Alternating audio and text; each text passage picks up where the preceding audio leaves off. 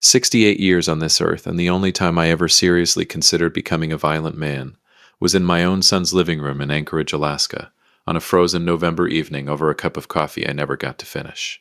My name is Ron Smith, retired carpenter, widower, third-generation Alaskan, born and raised in the Spenard neighborhood of Anchorage, back when Spenard was still the kind of place your mother told you not to walk through after dark.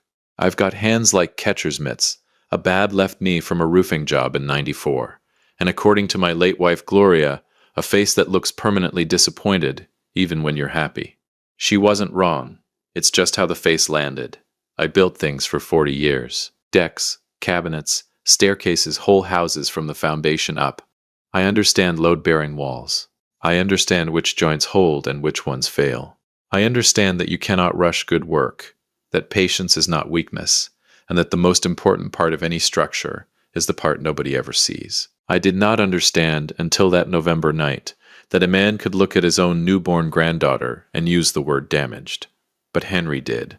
And that was the night I walked out of his house, drove back to my place on Raspberry Road, sat in my workshop until 3 a.m. building a small wooden rocking horse I had nobody to give to, and decided, quietly without drama, the way I decide most things, that I was going to find that little girl if it took the rest of my life.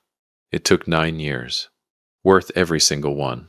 Welcome back to Dad's True Revenge. Grab your snacks, get comfortable, and remember, the people in these stories had every chance to behave themselves. They just chose wrong. Drop a comment and be sure to subscribe. You're going to love it here. Let me introduce you to everyone that is a core part of this story. Henry Smith, my son. 41 years old at the time of this story's end. Regional manager for a commercial real estate firm downtown on 5th Avenue. Handsome in that sharp, impatient way that makes people think he's competent before he opens his mouth. He got his ambition from me and his coldness from somewhere I still haven't identified.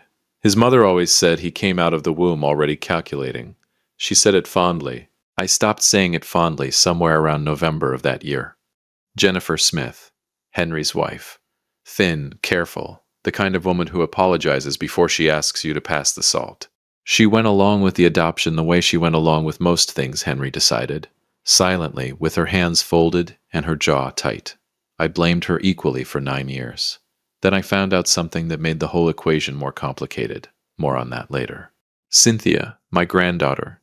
Born on a Thursday morning at Providence, Alaska Medical Center on D-Bar Road. 3 weeks early, with her grandmother's eyes and her great-grandmother's stubborn chin, and a profound bilateral hearing loss that the doctors identified within 48 hours. She weighed 6 pounds, 2 ounces. I held her for exactly 1 hour before the world went sideways. She smelled like something brand new. She wrapped her whole fist around my index finger and held on. Henry called her damaged. I called her the best thing I'd ever touched. Benjamin, 14 years old when I met him. Deaf since birth. Sharp as a freshly honed chisel. Funnier than anyone his age had a right to be. And carrying a particular kind of anger that comes from growing up in a world that consistently underestimates you. He had no father in the picture. He started hanging around my volunteer sessions at the workshop like a stray cat that pretends it doesn't need you, while clearly needing you. He changed everything without ever meaning to. Gloria Smith, my wife, gone 6 years into the search. Breast cancer, quick and merciless the way Alaska winters are quick and merciless. She made me promise 3 days before the end that I wouldn't stop looking. I told her I'd never considered stopping. She smiled and said, I know. I just wanted to hear you say it. I've been talking to her ever since, mostly in the workshop where the sawdust is so thick, it feels like a presence. This is the phone call that started it all. Henry called me that afternoon and asked me to come over. He and Jennifer lived up in the hillside neighborhood on the east side of Anchorage, where the lots are bigger and the driveways have 2 cars, and people put decorative stone bears on their front porches. The kind of neighborhood that makes you feel like everything is orderly and correct and fine. Nothing about that night was fine. Jennifer opened the door looking like she'd been crying for hours and was pretending she hadn't. I noticed. I always noticed things like that. I just didn't know yet what the crying was about. Henry was in the living room, standing. People stand when they're about to deliver news they've already decided you don't get a vote on. Dad, he said, we need to tell you something about the baby. The baby was 3 days old, still in the hospital. I'd been there every day pressing my face to the nursery glass like an idiot in love, which I was.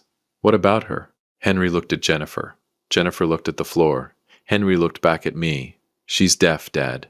Profoundly deaf. Both ears. The doctors confirmed it this morning, and we've made a decision.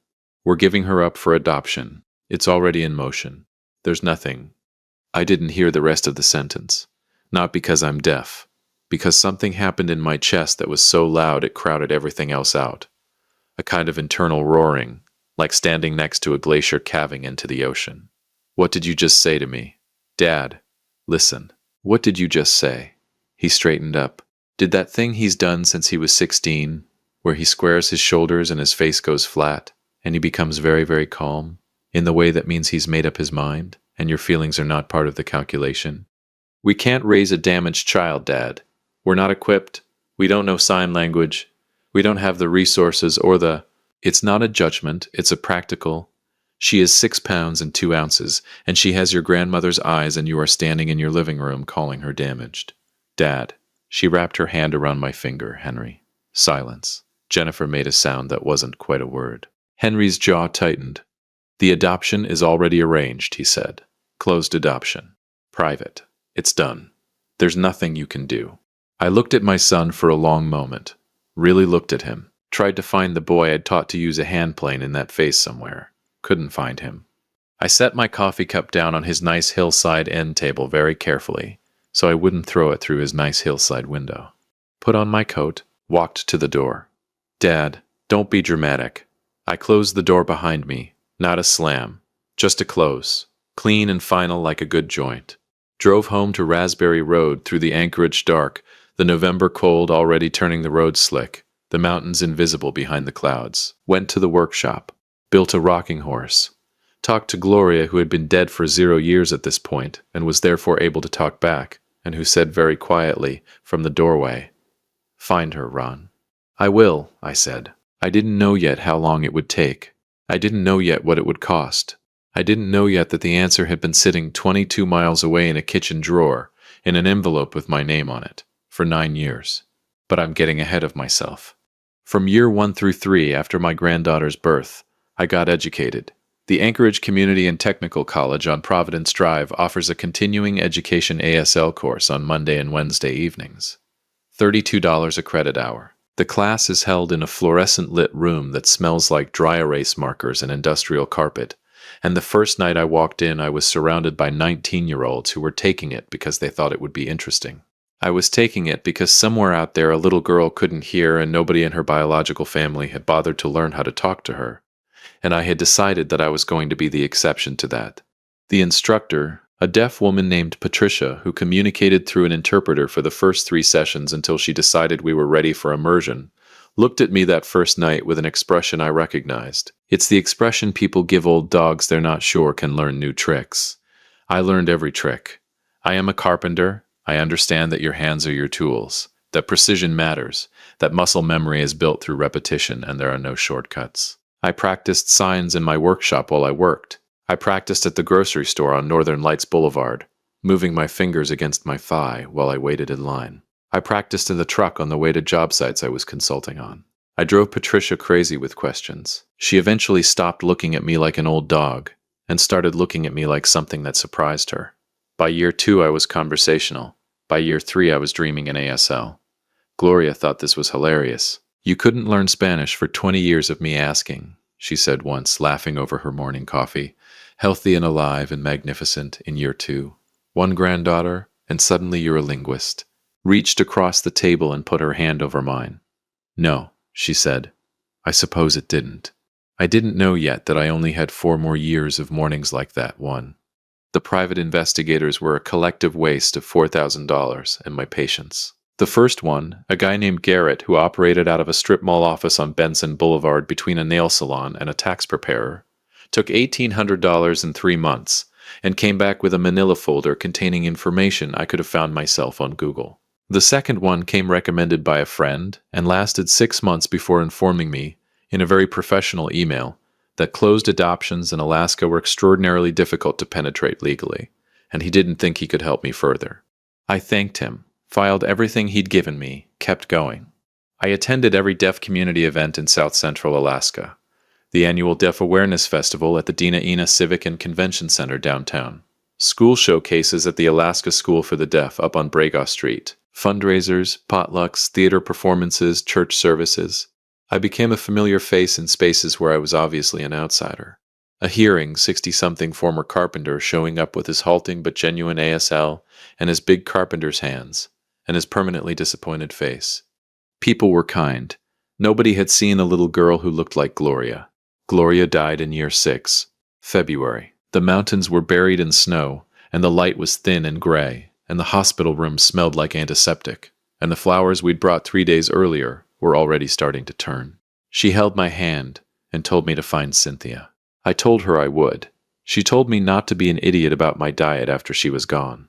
I told her I couldn't promise that. She smiled, closed her eyes.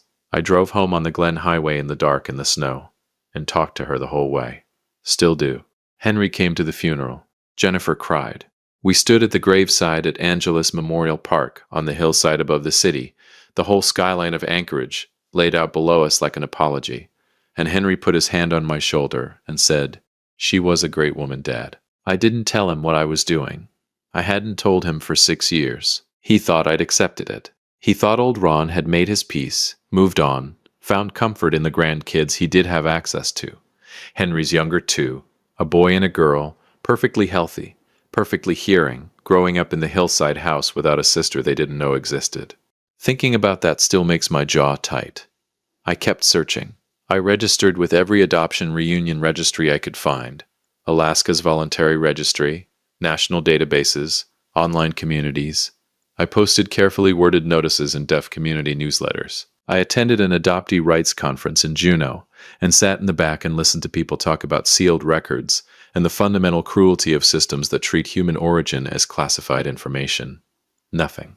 For 9 years. Nothing. And then I started volunteering at the Seaview School for the Deaf. Year 9, the year I met Benjamin. The Seaview School sat on a quiet street in the midtown area of Anchorage, a 10-minute drive from my house. They needed volunteers for their after-school enrichment program. Someone had mentioned they were trying to start a woodworking component and didn't have an instructor. I showed up on a Monday afternoon in March, with my own set of hand tools, and absolutely zero expectation that this would lead anywhere except somewhere useful to be.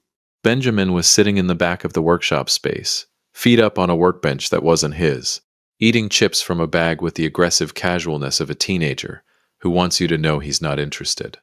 He was 14, dark-haired, wiry, wearing a hoodie that had seen better decades. He looked up when I walked in, clocked me in about 2 seconds, and signed, with the particular eloquence of a kid who's been underestimated his whole life.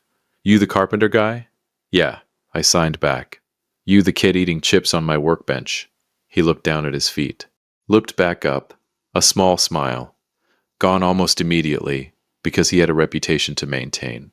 "Your ASL is pretty good," he signed, for an old guy. "Your manners are pretty bad," I signed back. For any age. He laughed. Couldn't help it. Covered it with a cough that fooled nobody. We were going to be fine. Benjamin had the hands of someone who would be good at this kind of work. Patient hands. Precise hands. Hands that wanted something to do with themselves. His home situation was complicated in ways he mentioned sideways rather than directly, the way kids do when they're ashamed of circumstances that aren't their fault. His mother worked 2 jobs. His father was a concept rather than a person. He took the city bus to Seaview every day from apartment complex over in Mountain View. He started staying late after the other kids left. We'd work and sign at the same time, which requires a specific kind of coordination that he found hilarious when I messed it up. He taught me slang, specifically the kind of sign slang that Patricia at the community college had absolutely not covered, and that I will not reproduce here, because some of it was genuinely inappropriate, and I was 50 years too old to be using it without looking like I'd had a stroke. I didn't tell him why I'd really started coming to Seaview. I didn't tell anyone. It was a long shot so long it was practically horizontal. Then, on a Thursday afternoon in October, 9 years and 11 months into my search, Benjamin showed me a photograph on his phone. He was scrolling through pictures from a weekend deaf youth group retreat out at Eklutna Lake. Campfires, kayaks, a lot of kids making faces at cameras. He was showing me because he was in one of them, mid-laugh, genuinely happy in a way he'd never admitted to in person. I was smiling at his picture when my eye moved to the background. A girl, slightly out of focus. standing at the edge of the group with a mug in both hands, saying something to the person next to her, mid-sentence, mid-laugh. She had Henry's jaw. She had Gloria's eyes. She had the stubborn chin of a woman 4 generations back in a photograph on my mantel. My hand went completely still. Who? I signed, and my hands weren't entirely steady. Is that? In the back. Benjamin glanced at the photo. Oh, that's Cynthia. She's in my Saturday group over at the community center on Fireweed Lane. Why? I looked at the photo for another 3 seconds. No reason, I signed. Big picture. I excused myself. Walked out to the parking lot. Sat on the hood of my truck in the October cold, the Chugach Mountains going orange and gold behind the city, the air smelling like wood smoke in coming winter, and looked at the sky for a long time. Gloria, I said out loud, to nobody, to everything. You are not going to believe this. I didn't cry. I'm not a crier. My eyes did something that was technically not crying. Let's move on. October into November of year 9. I didn't rush. Everything in my life I'd ever rushed, I'd regretted. Dovetail joints, raising Henry, that second marriage conversation I'd almost had in 1987 with a woman from Fairbanks. Patience is the whole game. I asked Benjamin casually over the next week to tell me more about his Saturday group, who ran it, where exactly they met, what they did. Benjamin, who was not stupid, gave me a look that said he suspected something but didn't know what, and answered my questions because he trusted me. The group met at the Fireweed Community Center on Fireweed Lane, Saturday mornings, organized by a woman named Patty, who was a deaf education advocate, open to deaf youth in Anchorage, ages 10 to 17. About 15 kids regular attendees. I asked Benjamin if he'd be willing to introduce me sometime as his woodworking instructor. Casually, just as someone he knew. You want to meet somebody in the group, he signed. It wasn't a question. Maybe, I signed. He studied me for a long moment with those sharp, dark eyes. Is it Cynthia? I didn't answer immediately. Ron, he signed. Is this about that picture? I took a breath, put down the hand plane I was holding. Looked at this 14-year-old kid who'd come into my life like a puzzle piece I hadn't known was missing. I need you to trust me, I signed. And I need you to know that if you do this, and I explain everything after, you'll understand why. Can you do that? Long pause. Benjamin was quiet in the way that meant he was actually thinking, not performing. Yeah, he signed finally. Okay. He introduced us on a Saturday morning in late October. The community center smelled like old coffee and floor wax. The windows looked out onto Fireweed Lane where the birch trees had gone bare, and the first real snow of the season was trying to make up its mind. I saw her across the room before Benjamin got to me. She was taller than I'd imagined. 13 years old and already carrying herself like she owned whatever room she was in. That specific confidence that comes not from arrogance but from having decided at some point that the world's opinion of your limitations was not her problem. She was signing rapidly to another girl, laughing, her hands moving with the practiced fluency of someone for whom this was a first language and not a courtesy. I thought, there you are, just like that. No fanfare, no roaring in my chest this time. Just a profound, settling quiet, like a foundation finding bedrock. Cynthia, Benjamin signed, tapping her shoulder. This is Ron. He's the carpenter I told you about. He's the one who taught me to make the bowl. She turned, looked at me with Gloria's eyes, extended her hand, not for a wave, for an actual handshake, like a person who means business. Benjamin says you're the one who taught him to make the little wooden bowl. She signed after I'd shaken her hand. That was really good work. I laughed, out loud, startled myself with it. Thank you, I signed. He did most of it himself. She raised an eyebrow, my eyebrow, the skeptical one, and glanced at Benjamin, who shrugged in a way that confirmed she already knew he took minimal credit for things. Your signing is good, she said. How long? 9 years, I signed. Something flickered in her expression, a small recalibration. 9 years is a long time to learn a language when nobody in your immediate life requires it. Why'd you start? She signed. I'll tell you sometime. I didn't know yet. I could not possibly have known yet that she already knew the answer. We met 4 more times over the next 3 weeks, always at the community center, always with Benjamin nearby, always easy and unforced. She told me about her school, Service High School, over on Dowling Road, about her friends, about the deaf theater group she performed with at a small venue on Fireweed that I'd somehow never attended despite my years of showing up everywhere. She wanted to be an architect. She'd designed her bedroom 3 times in her head and could describe every structural decision in precise detail. Load-bearing walls, I signed, when she described how she'd redesigned the layout to open the space. Her eyes lit up. Yes, exactly. You can't just take out a wall without understanding what it's holding up. I finished. She pointed at me like I'd said something correct on a quiz. I thought, Gloria, you would have loved her so much. On our 5th meeting, I asked her adoptive family, the Petersons, a good warm Anchorage family who lived over in the Abbott Loop neighborhood, if I could speak with them before I spoke with Cynthia. They were cautious, but open. We met for coffee at a place on Tudor Road on a Thursday morning while Cynthia was at school. I told them everything. All of it. 9 years, the ASL classes, the investigators, the deaf community events, Benjamin and the photograph at Eklutna Lake. I put it all on the table. Her adoptive mother, Karen Peterson, listened to everything without interrupting, which is rarer than you'd think. When I finished, she was quiet for a moment. Then she said, Mr. Smith, can I show you something? She opened her purse, took out an envelope, set it on the table between us. It was yellowed at the edges, addressed in handwriting I recognized to me. My old address, the house on Romig Hill I'd sold after Gloria got sick, to move closer to Henry's family. My name, in Jennifer's handwriting. My hands went still for the 2nd time in 9 years. This came about 6 months after the adoption, Karen said quietly. Forwarded through the agency. We assumed you'd been told how to contact us directly, and chose not to. We kept it because, I don't know why we kept it. It just didn't feel right to throw away. I turned the envelope over, still sealed, because it had never reached me, because I'd moved, because a $100 house sale had redirected the course of 9 years. I opened it. Inside was a photograph of me and Gloria at a family barbecue in the backyard, on Raspberry Road, summer, maybe 15 years ago. Gloria laughing at something off camera, me beside her, looking at her instead of the lens.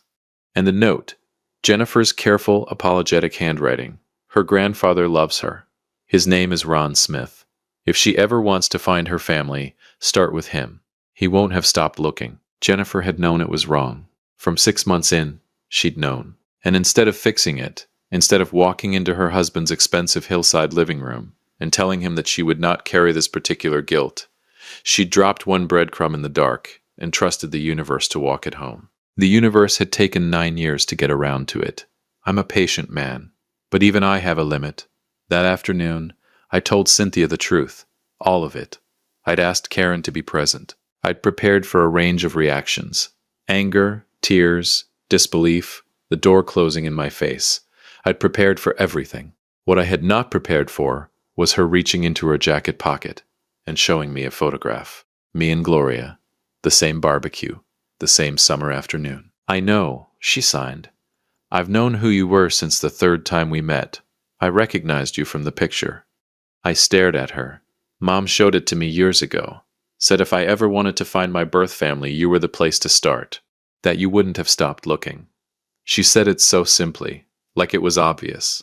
Like, of course this is how it went. You let me figure it out on my own, I signed.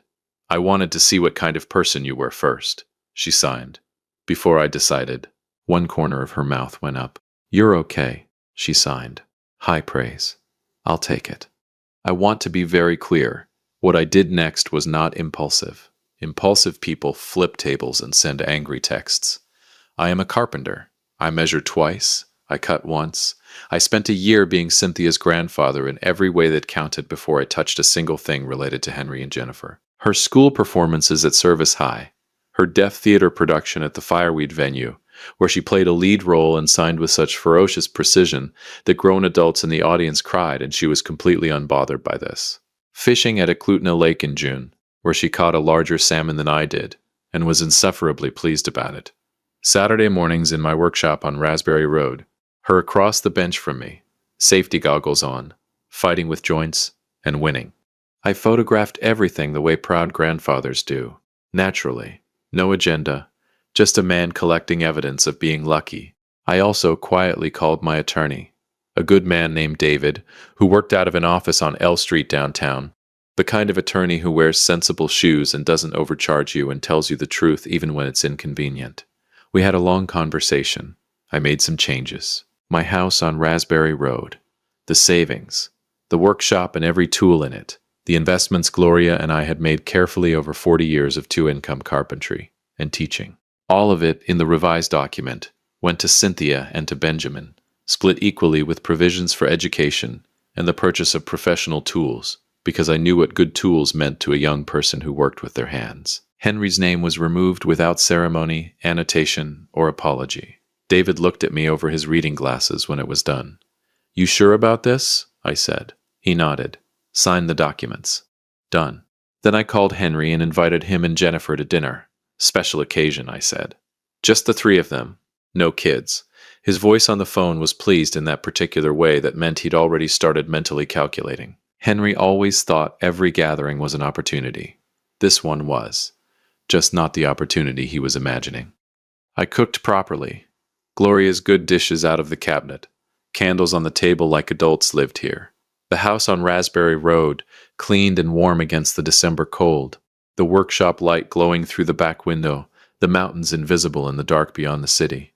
Henry arrived looking like a man who expected good news. Jennifer arrived looking like a woman who expected something else entirely. She'd been looking like that for 9 years, I realized. The look of someone waiting for a bill to come due. We ate. Henry talked about a commercial development deal he was working on near Ship Creek.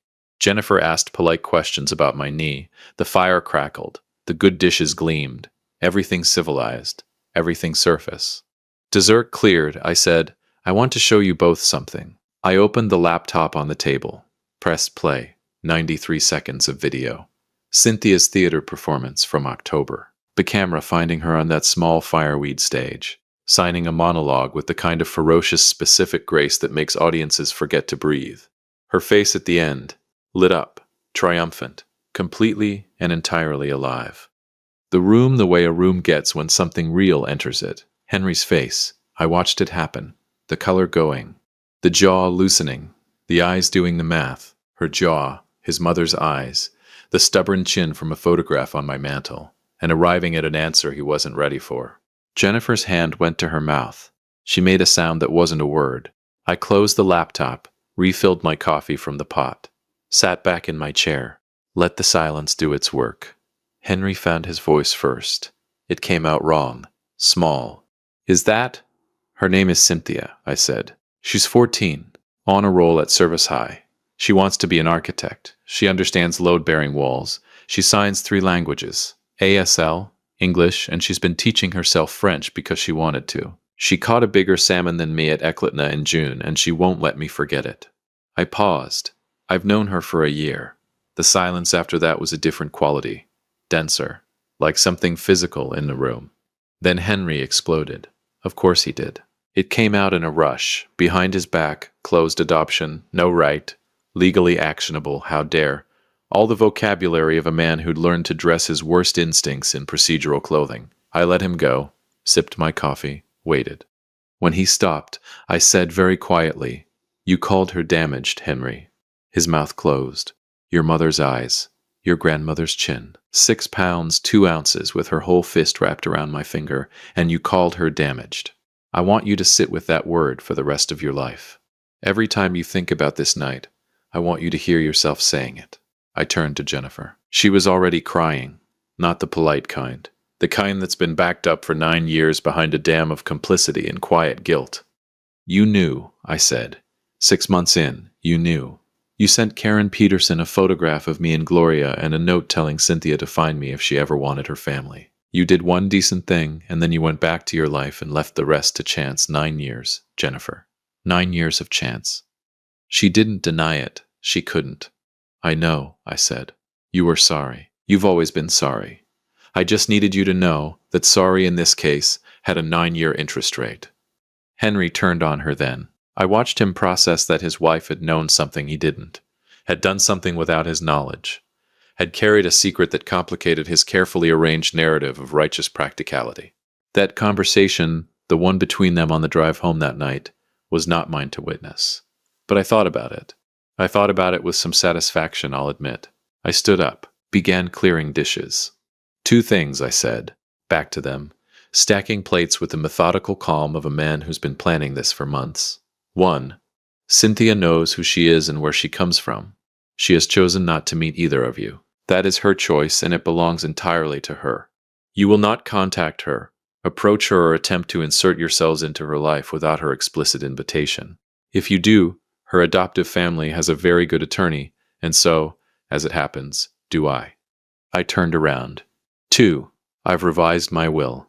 David Hensley on L Street has the documents if you'd like to review them. There's nothing in there that'll surprise you after tonight.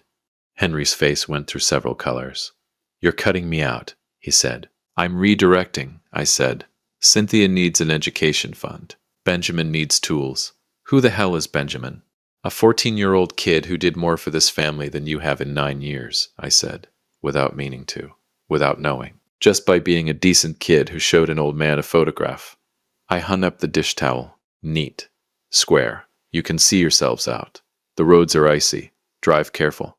I walked into the workshop, closed the door behind me, stood in the sawdust smell and the warm yellow light, and listened to the murmur of voices through the wall, then footsteps, then the front door, then Henry's car in the driveway, then nothing. Then the mountains out there in the dark, and the stars coming through the workshop skylight, and the smell of good wood and varnish and 40 years of work.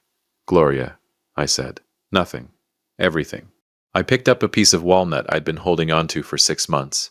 Beautiful piece. Tight grain, rich color, the kind of wood that rewards patience. Cynthia had mentioned once, sideways, the way she mentions things she actually cares about, that she'd always wanted a proper drafting table. The kind with a solid surface and adjustable height, and drawers on the side for plans and instruments.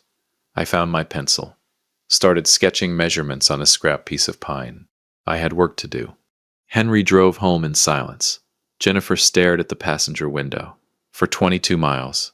The hillside house was lit up when they got there. Warm, expensive, full of children who had no idea their sister existed. Henry stood in the kitchen for a long time after Jennifer went upstairs. Stood there in his good coat, not taking it off, just standing. I know this because Henry's younger daughter, Mara, 12 years old and already more perceptive than her father, told me on a phone call 3 weeks later that her dad had been weird and quiet, and she was worried about him. I told her he was going through something and he'd be okay, which was at least half true. In the months that followed, Henry started noticing things he'd never noticed before. A deaf woman signing to her daughter in the checkout line at Cars, on Northern Lights. A group of deaf teenagers laughing on the transit bus on Fifth Avenue, their hands full of language and color and speed. A man at the airport signing to a phone interpreter, completely self-contained, completely fluent, completely fine. He called me in February. I let it go to voicemail. He called again in March. I listened to the message, long, uncomfortable, the voice of a man who'd been rehearsing and still couldn't find the right words. And then I didn't call back. Not yet, maybe not ever. That clock runs on Cynthia's time, not mine. Jennifer wrote Cynthia a letter through Karen Peterson. Didn't ask for forgiveness, didn't ask for a relationship. Just put it on paper. The guilt, the cowardice, the one letter she'd sent into the dark, and what she'd hoped it might do. She wrote, "You were never the problem. I want you to know that if nothing else." Showed it to me in the workshop on a Saturday morning, safety goggles pushed up on her forehead, wood shavings in her hair. She read it twice, handed it back. I already knew, she signed. I've known since I was old enough to understand the whole thing. None of it was my fault, and I was never damaged. She said it the way someone states a fact about load-bearing walls. Simple. Settled. Beyond argument. No, I signed. You weren't. She nodded, put her goggles back down, went back to the joint she was working on. She sent Jennifer 2 sentences back, through Karen. I know it wasn't my fault. I knew that before your letter. She didn't write again. She didn't need to. Some doors you leave closed, not from anger, but from simple sufficiency. Because you have enough. Because you've built something solid from better materials. Because the person on the other side of the door made their choice a long time ago, and you've long since built your house without them. Benjamin turned 15 in April. I gave him his own set of chisels, good ones, Swiss-made, the kind that hold an edge. He held the case for a long time without opening it. These are too good for me, he signed. They're exactly right for you, I signed back. Don't abuse them. He looked up. Did the thing he does where the cool evaporates for just a second. Ron, he signed. Yeah. Thanks for staying late all those Mondays. You stayed too, I signed. He shrugged, opened the chisel case and got to work. May in Anchorage is the city's best kept secret.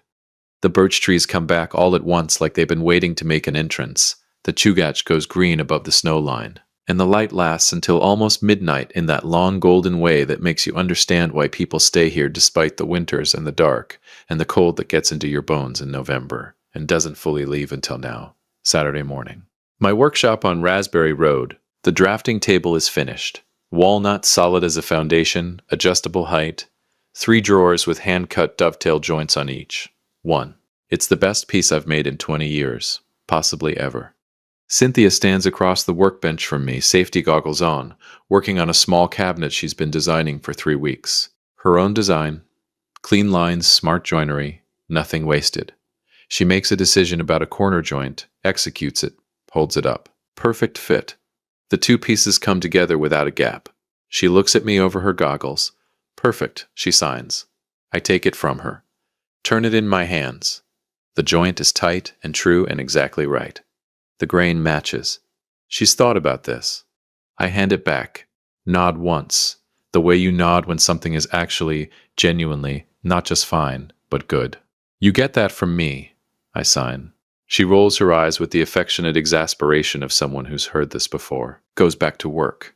In the corner of the workshop, barely visible under a drop cloth, is the wooden rocking horse I built the night I drove home from Providence, Alaska Medical Center 14 years ago, with nothing but a set of carpenter's hands and a decision. Dusty, patient, still waiting. Cynthia spotted it 3 weeks ago and asked about it. I told her the story, the November night, the coffee cup I set down carefully so I wouldn't throw it, the 3 a.m. building session, the varnish at dawn. She was quiet for a moment. You made it that night? Who'd you make it for? I looked at her. She looked at me. Oh, she sighed. She looked at the rocking horse for a long time. Then she signed, I want to refinish it. Give it to my little cousin. I told her that was a fine idea. Gloria would have said the same. Henry never got another dinner invitation. He kept expecting one, kept leaving voicemails in that careful, rehearsed voice. I listened to all of them. They got shorter as the year went on. The last one in October was just, Dad, I don't know what to say. I'm sorry. 14 seconds. 9 years too late. But there it was. I haven't called back. Cynthia hasn't invited contact. Maybe someday she will. Maybe someday she won't. That math is hers and I won't rush it. What I know is this. On a Saturday morning in May in Anchorage, Alaska, with the birch trees out and the Chugach green and the light coming gold through the workshop skylight, my granddaughter is across the workbench from me making something beautiful with her hands. She is 14 years old, on a roll. 3 languages, future architect. She understands load-bearing walls and she has Gloria's eyes and she can outfish me at a klutma, and she signs, you get that from me, back at me sometimes now, when I do something right, just to watch me react. She is the least damaged person I've ever met. She is extraordinary. She is exactly who I knew she was the night I held her for 1 hour in Anchorage, and she wrapped her whole fist around my finger and held on. Some things are worth 9 years. Some things are worth more. Ron Smith lives on Raspberry Road in Anchorage, Alaska. His workshop light is on most mornings by 6. He is not hard to find. If you liked this story, join our community by hitting that like button and subscribing for more real, raw, and family-centered stories. And, as always, thank you for being part of this sphere.